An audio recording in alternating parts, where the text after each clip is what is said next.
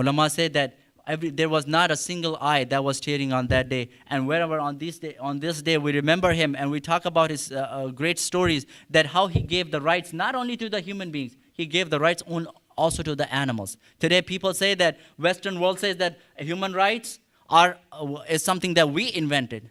Animal rights is something we invented. And look at the life of Umar ibn Khattab. When he became the Khalifa, when he became the leader of the Muslimin, Amir al-Mu'mineen, he says, I am responsible for all, I have to have an eye over all my kingdom.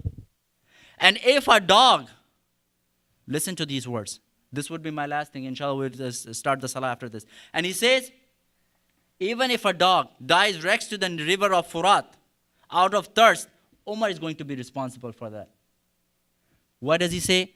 Dog. Dog was considered a very low animal in Arabs. Even today, they don't give it a big deal about dogs. They don't keep it as pets.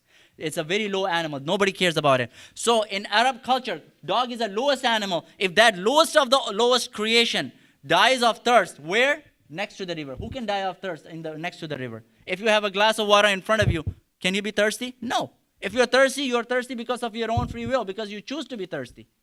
So he says that such a low animal dies next to the river, meaning he chooses to stay thirsty and he dies.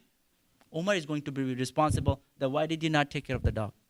One time Umar ibn Khattab, he said to his slave Aslam, he said, I feel like I want to eat some fresh fish.